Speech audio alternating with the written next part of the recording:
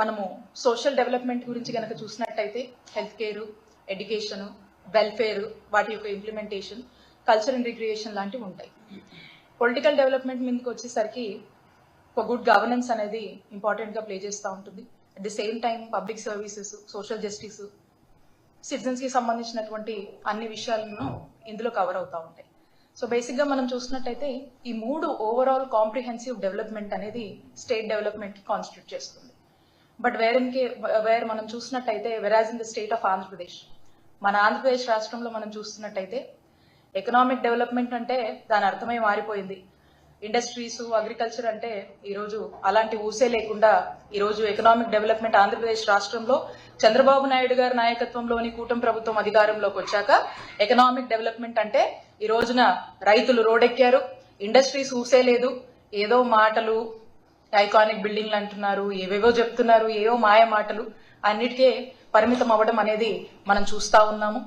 అలానే economic development గురించి కనుక వస్తే వారు ఎంచుకున్నటువంటి కొంతమందికి వాళ్ళని డెవలప్మెంట్ చేయడమే ఎకనామిక్ డెవలప్మెంట్ అని కూటమి ప్రభుత్వం మనకు చెప్తోంది. At the same time social development అని కనుక మనం చూసినట్టయితే కూటమి ప్రభుత్వం కనుక డిఫైన్ చేయాల్సి వస్తే వెల్ఫేర్ అనేది అసలు వెల్ఫేర్ అంటే వాళ్ళకి గిట్టదని అనిపిస్తుంది. At the same time education విషయానికి వస్తే దాంట్లో కూడా ఏ విధమైనటువంటి స్టాండర్డ్స్ ఏమనేది కూడా అన్ని కూడా పక్కన పెట్టి ఏ మాత్రం కూడా పట్టించుకోవట్లేదు. అండ్ హెల్త్ విషయానికి వస్తే కంప్లీట్ ప్రైవేటైజేషన్ అనే ఒకటువంటి కాన్సెప్ట్తో ముందుకు వెళ్తున్నారు.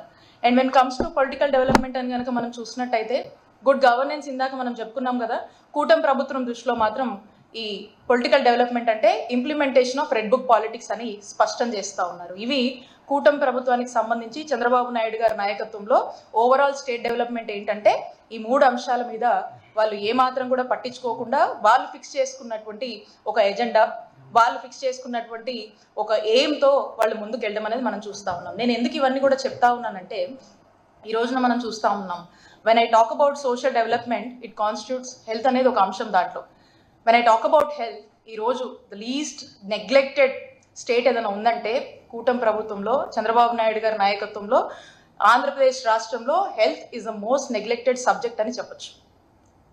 ఎందుకంటే the greatest wealth is health అని మనం భావిస్తాం. And if you just go and look back, Covid మనకి ఏం నేర్పించిందంటే దేశం మొత్తం కూడా ఇబ్బంది పడినటువంటి పరిస్థితుల్లో కోవిడ్ ఇంతో అంతో ప్రతి ఒక్కరికి కూడా కొంత హెల్త్ దాని యొక్క అవేర్నెస్ మీద ఒక ఫౌండేషన్ అనేది లేచేస్తుంది. ప్రతి ఒక్కరికి ఒక అవేర్నెస్ అనేది ఇచ్చింది. ఈరోజు ఇంతో అంతో కోవిడ్ వల్ల మనకు మిగిలినటువంటి మెసేజెస్, సాడ్ స్టోరీస్ వల్ల ఖచ్చితంగా ప్రతి ఒక్కరికి కూడా కొంత అవేర్నెస్ వచ్చిందని మనం భావించవచ్చు. మరి కోవిడ్ తర్వాత ప్రజలకు ఆ అవేర్నెస్ వల్ల కొంత ఎక్స్పెక్టేషన్స్ అనేది న్యాచురల్గానే వాళ్ళలో కొంత అవేర్నెస్ వచ్చింది. వాళ్ళే కొంత లైఫ్ స్టైల్ చేంజెస్ పాటిస్తూ ఉన్నారు. ఖచ్చితంగా కూడా ఆశతో ప్రభుత్వం వైపు ఎదురు చూస్తూ ఉన్నారు. ఏమనంటే వాళ్ళ యొక్క బాధ్యత ఇంతో అంతో వాళ్ళ యొక్క బాధ్యత ప్రభుత్వంగా వారి యొక్క రెస్పాన్సిబిలిటీ పోషించి వీళ్ళ యొక్క బాగోగులు చూసుకుంటారనేటువంటి ఆశతో ప్రజానీకం అందరూ కూడా ఎదురు చూస్తున్నటువంటి పరిస్థితులు. మరి ఈరోజు అలాంటి ఎదురుచూపులకు ఏ హోప్ కానీ ఏ సమాధానం కానీ ఈరోజు ఆంధ్రప్రదేశ్ రాష్ట్రంలో కూటమి ప్రభుత్వం ఏమాత్రం కూడా ఆ హోప్ని కల్పించట్లేదు. అండ్ గ్రాడ్యువల్గా కూడా దాన్ని డైల్యూట్ చేస్తున్నటువంటి పరిస్థితి మనం చూస్తూ ఉన్నాము. ఏమంటే దానికి కారణం ప్రైవేటైజేషన్. మాకు అనిపిస్తూ ఉంది, రీసెంట్ టైమ్స్లో మనం వింటూ ఉన్నాము చంద్రబాబు నాయుడు గారు అని మాట్లాడుతూ ఉంటారు. ఆర్టిఫిషియల్ ఇంటెలిజెన్స్ బేస్డ్ అప్రోచ్ని మనము, డ్రివెన్ అప్రోచ్ని మనం యూటిలైజ్ చేయాలి. ఏదో ఒకటి అప్రోచెస్లో ఏఐ గురించి పదే పదే మాట్లాడుతూ ఉన్నారు. అండ్ నాతో పాటు ఆల్ ఆఫ్ యూ మీ అందరు కూడా చూసే ఉంటారు, చంద్రబాబు నాయుడు గారు ఒక రింగ్ గురించి చెప్తా ఉన్నారు. వారు ఒక రింగ్ యూజ్ చేస్తున్నారని. And that's going to track his health. ఆయన హెల్త్ మొత్తం అది ట్రాక్ చేస్తుంది. అండ్ వెల్ బీయింగ్ గురించి చెప్తుంది, ఆ డేలో తన రొటీన్ గురించి చెప్తుంది అని చెప్పి చెప్తా ఉన్నారు. సో బాగానే ఉంది ఇది. సో మనకేమనిపిస్తుంది అవన్నీ వింటున్నప్పుడు? డెఫినెట్గా వారు చెప్తున్నారు కాబట్టి ఖచ్చితంగా ఆంధ్రప్రదేశ్ రాష్ట్ర ప్రజల ఆరోగ్యం గురించి నిజంగా ఆయన అన్నట్టు ఏఐ లాంటివి తీసుకొచ్చి, అంటే ఎలా అంటే ఒక మనిషి వచ్చి అక్కడ కూర్చుంటే, హాస్పిటల్లో కనుక కూర్చుంటే ఈ ఏఐ డ్రివెన్ మెకానిజమ్స్తో కూర్చుంటే సీరియస్గా ఆ వ్యక్తి యొక్క హెల్త్ ప్రొఫైల్ అంతా అలా స్క్రీన్ మీద డిస్ప్లే అయిపోయి బీపీ షుగర్లు ఏమైనా ఉంటే చెప్పేసి వాటికి సంబంధించిన మెడిసిన్స్ గురించి కూడా చెప్పేస్తుందేమో అనేంత ఆశగా ఆంధ్రప్రదేశ్ రాష్ట్ర ప్రజలు ఎదురు చూస్తున్నారు. బట్ చూస్తే ఏమీ కూడా లేదు. ఏంటంటే ఒకటే విధానం, ఒకటే పద్ధతి, ఒకే ఒక ఆలోచన, పీపీపీ మాడ్యూల్, ప్రైవేటైజేషన్. ఇది తప్పితే ఇంకేమీ లేదు, ఇంకేం కనపడటం లేదు. సో అంతలా మీరు పెద్ద పెద్ద మాటలు చెప్తూ మరి చెప్పేదానికి చేసేదానికి సంబంధం ఉండదు. అక్కడే మనకు కాంట్రడిక్షన్ వస్తుంది, అక్కడే మాకు కాన్ఫ్లిక్ట్ వస్తుంది. ఎందుకంటే చెప్తుంది ఒకటి, మీరు చెప్పిన ఏ మాట మీద కూడా మీరు నిలబడట్లేదు. But whereas in terms of action అస్సలు లేదు. ఇదే మోసం నడుస్తూ ఉంది, ఇదే మాయం చేస్తూ ఉన్నారు. ఈ రోజున మనం చూస్తున్నట్టయితే ఎన్నో అంశాలు ఉన్నాయి. ప్రతి దాంట్లో ప్రతి సెక్టర్ గురించి మనం మాట్లాడచ్చు. But I'm talking about health and especially medical colleges. ఒక నాయకుడు ఒక భావితరం కోసం, భావితరాల కోసం, వాళ్ళ యొక్క భవిష్యత్ కోసం, భవిష్యత్తులో వాళ్ళ యొక్క ఆరోగ్య సేవల గురించి ఆలోచించినప్పుడు ఒక చక్కటి టెరిషరీ కేర్ సర్వీసెస్ని ఎక్కడో ఈ రాష్ట్రంలో ఉన్న వాళ్ళు ఇంకో రాష్ట్రం మీద డిపెండ్ అవ్వాల్సినటువంటి అవసరం లేదు.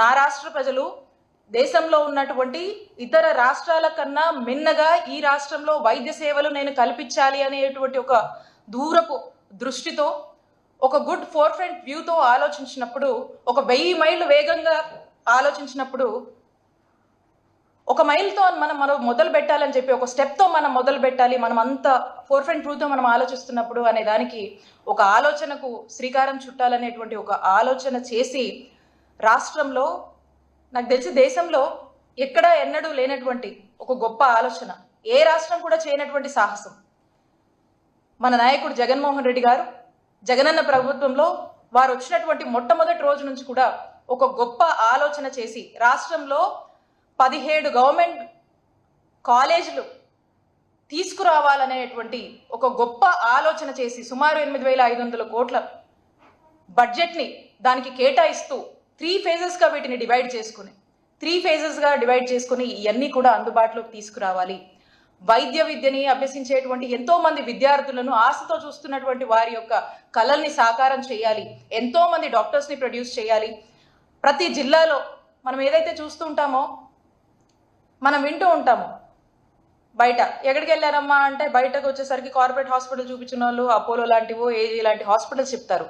ప్రతి జిల్లాకు ఒక అపోలో హాస్పిటల్, ప్రతి జిల్లాకు ఒక ఏజీ హాస్పిటల్ లాంటి ఒక కార్పొరేట్ స్థాయి వరల్డ్ క్లాస్ స్టాండర్డ్స్తో ఉన్నటువంటి హాస్పిటల్స్ని ఏర్పాటు చేయాలనేటువంటి ఒక గొప్ప ఆలోచనతో అడుగులు వేశారు జగన్మోహన్ రెడ్డి గారు. మరి ఈ రోజున అంత గొప్ప ఆలోచనతో ఎందుకు వేశారంటే, ఇక్కడ సూపర్ స్పెషాలిటీ వైద్య సేవలు ఆ ప్రాంత ప్రజలకు అక్కడే అందాలి. అక్కడున్న ప్రాంత ప్రజలు బయటికి రావాల్సినటువంటి అవసరం ఏర్పడకూడదు. అంటే ఫ్యూచర్లో అక్కడే మళ్ళీ వాళ్ళకు వైద్య సేవలు అందించే డాక్టర్స్ని కూడా మనం అక్కడే వైద్య విద్యని పెంపొందిస్తే అక్కడే మనకు డాక్టర్స్ ఉంటారు, స్టాఫ్ ఉంటారు, చదువుకోవచ్చు, అక్కడే హాస్పిటల్ ఉంటుంది, అక్కడే వైద్య సేవలు అందుతాయి ఫ్రీగా. ఇవన్నీ నాణ్యమైన వైద్య సేవలు అక్కడే అందుతాయి, ఎక్కడికి పోనవసరం లేదు అనేటువంటి ఒక ఆలోచనతో ఒక కాంప్రిహెన్సివ్ హెల్త్ కేర్ని డెవలప్ చేయాలి. Health care for all, universal health for all, comprehensive health care for all, ఇవన్నీ ఆస్పెక్ట్స్ మనసులో పెట్టుకొని ఒక గొప్ప ఆలోచన చేసి మరి హెల్త్లో అనేక రిఫార్మ్స్, అనేక రెవల్యూషనరీ రిఫార్మ్స్ తీసుకొచ్చి అడుగులు ముందుకు వేశారు. మరి ఈరోజు ఏమవుతుంది? అలాంటి భవిష్యత్తు ఉన్నటువంటి మెడికల్ కాలేజ్ల పరిస్థితి ఏమవుతా ఉంది? ఈ రోజున సుమారు ఒక్కో జిల్లాలో మనం తీసుకొచ్చినటువంటి మెడికల్ కాలేజ్ సుమారు ఒక్కటి కూడా ప్రతిదీ ఒక 50 ఎకరాల పైనే ఉంటుంది. అంత ల్యాండ్ని చాలా కష్టపడి గవర్నమెంట్ ల్యాండ్స్ ఎక్కడున్నాయో వెతికాము, లేదు దొరకని పక్షాన ప్రైమ్ ఏరియాస్లో అందరికీ కమ్యూట్ ఈజీగా ఉండాలని చెప్పి అవసరమైతే కొంత ప్రజల డబ్బుని మనం ఖర్చు పెట్టి ప్రజల ఆస్తిగా ఉండేటువంటి గవర్నమెంట్ కాలేజెస్ని కోట్లు పెట్టి మనము కొన్నిసార్లు కొన్ని చోట్ల మనం ల్యాండ్స్ అక్వైర్ చేసుకొని ఈరోజు మెడికల్ కాలేజెస్ అని చెప్పి మనం ఇన్ఫ్రాస్ట్రక్చర్ లే చేయడం జరిగింది. మరి ఇలాంటి కాలేజెస్ని 3 ఫేజెస్ కింద మనం తీసుకొచ్చి ఫస్ట్ ఫేజ్ కింద ఏవైతే 5 మెడికల్ కాలేజెస్ మనం అనుకున్నామో, ఆల్రెడీ ఈ 5 మెడికల్ కాలేజెస్ మనం ఉన్న టైంలోనే విజయనగరం, రాజమండ్రి, ఏలూరు, మచిలీపట్నం, నంద్యాల మనం ప్రారంభించడం జరిగింది. ఆ తర్వాత ఉన్నటువంటి నెక్స్ట్ ఫేజ్కి సంబంధించి పాడేరు, అందులో కొన్ని 50 సీట్లు వచ్చాయి, అదేదో మనం చేశాం కాబట్టి కొంత అది ఆ 50 సీట్లకు సంబంధించి నడుస్తూ ఉంది. ఇక పులివెందులకు వచ్చిన ఎన్ఎంసీ పర్మిషన్స్ కూడా మాకొద్దని చెప్పి లెటర్ రాసినటువంటి ఘనత, అంతటి దుస్సాహసం, అలాంటి నీచ చరిత్రనే చెప్పొచ్చు ఆంధ్రప్రదేశ్ రాష్ట్రానికి, కూటమి ప్రభుత్వానికి దక్కుతుంది. మార్కాపురం, మదనేపల్లి, ఆదోని ఇవన్నీ కూడా సెకండ్ ఫేజ్లో ఉన్నాయి. అండ్ థర్డ్ ఫేజ్ వచ్చేసి పిడుగురాళ్ళ, మార్కాపురం, బాపట్ల, నర్సీపట్నం, పెనుగొండ, అమలాపురం, పాలకొల్లు.